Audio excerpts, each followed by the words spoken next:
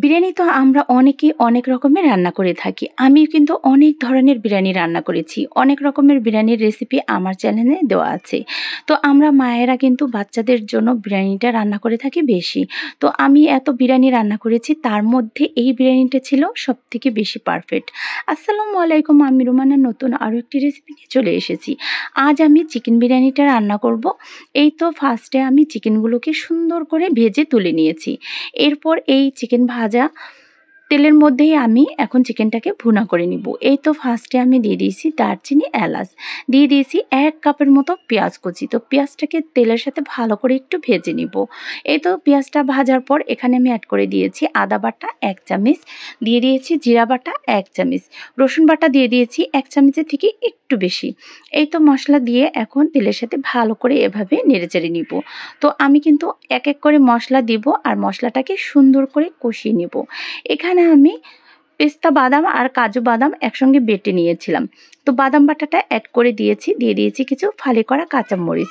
এরপর এখানে আমি অ্যাড করে দিয়েছি 2 চামচের মতো গুঁড়ামরিচ। তো গুঁড়ামরিচটা দিয়ে এখন আমি মশলাটা আরও কিছুক্ষণ কষাবো। তো এভাবেই কিন্তু এক এক করে মশলা দিচ্ছি আর মশলাটাকে সুন্দর করে কষিয়ে নিচ্ছি।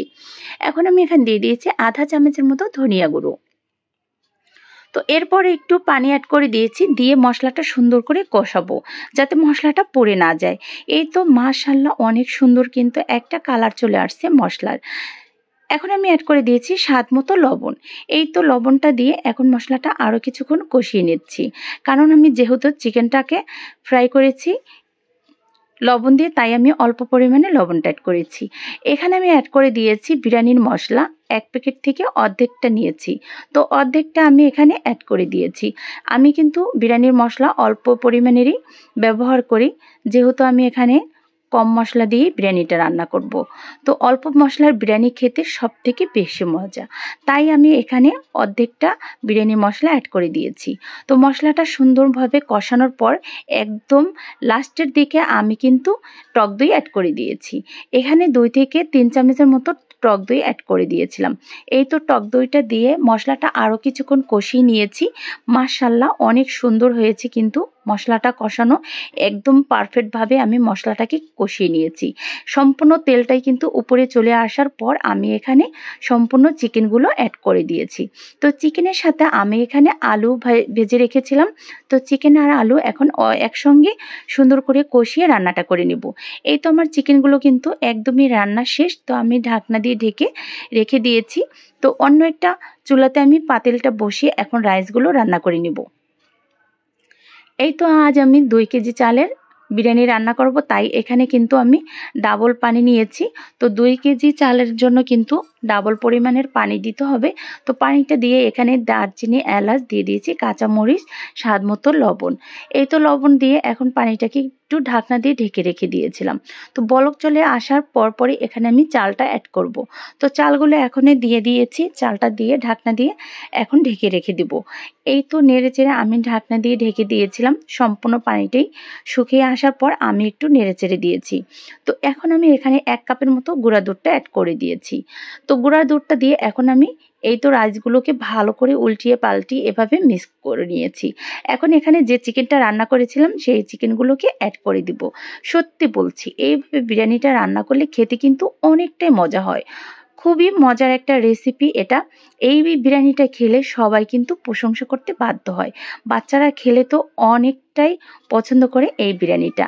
আর অল্প মশলা দিয়ে বিরিয়ানিটা রান্না করলে কালারটা কিন্তু মাশাআল্লাহ এরকম চলে আসে। অনেক সুন্দর কিন্তু একটা কালার চলে আসছে। তো আমি কিন্তু এখন উল্টিয়ে পাল্টিয়ে নেড়েচেড়ে দিব। তো এখানে আমি 20 মিনিটের মতো দম দিয়ে রেখেছিলাম চিকেনটা দেওয়ার পর। এই তো এখন উল্টিয়ে পাল্টিয়ে নেড়েচেড়ে নেওয়ার পর এখন আমি এখানে অ্যাড করে দেব ঘি। এখানে আমি 5 থেকে 6 চামচের মতো ঘি অ্যাড করে দিয়েছি। তো ঘিটা দিয়ে এখন আমি দম দিয়ে রেখে দিব আরও 10 মিনিটের মতো। তো এই তো আমি ঘিটা দিয়ে এখন আমি এখানে ঢাকনা দিয়ে ঢেকে দিব। যদি ভিডিওটা ভালো লেগে থাকে অবশ্যই একটা লাইক কমেন্ট করে পাশে থাকার অনুরোধ রইল। তো বিরিয়ানি রান্নাটা কেমন হলো অবশ্যই কমেন্টের মাধ্যমে জানাতে ভুলবে না। এই তো আমি এখন ঢাকনা দিয়ে ঢেকে রেখে দেব আরও 10 মিনিটের মতো। 10 মিনিট পরে ঢাকনা তুলে এই তো আমি এখন উল্টিয়ে পাল্টিয়ে নেড়েচেড়ে দিব। তো এখানে আমি একটু কেওড়া জল অ্যাড করে দিয়েছিলাম একটু সেন্ট বাড়ানোর জন্য, কারণ বিরিয়ানিতে একটু ঘ্রাণ হলে সেই বিরিয়ানিটা কিন্তু খেতে ভালো লাগে। তো এরপর এখানে দিয়ে দিয়েছিলাম ধনিয়াপাতা কুচি। তো বিরিয়ানির মধ্যে কিছু ধনিয়াপাতা কুচি অ্যাড করে দিলে কিন্তু দারুণ একটা ফ্লেভার চলে আসে, খেতেও কিন্তু অনেকটাই ভালো লাগে। মাশাআল্লাহ, অনেক সুন্দর কিন্তু একটা কালার চলে আসছে। আর পাতিলটা ছোট হওয়াতে আমি বড় একটা পাতিলে বিরিয়ানিগুলো ট্রান্সফার করে নিয়ে আসলাম। এই তো অনেক লোভনীয় হয়েছিল। তো বিদায় নিলাম, ভালো থাকবেন, সুস্থ থাকবেন, আল্লাহ হাফেজ।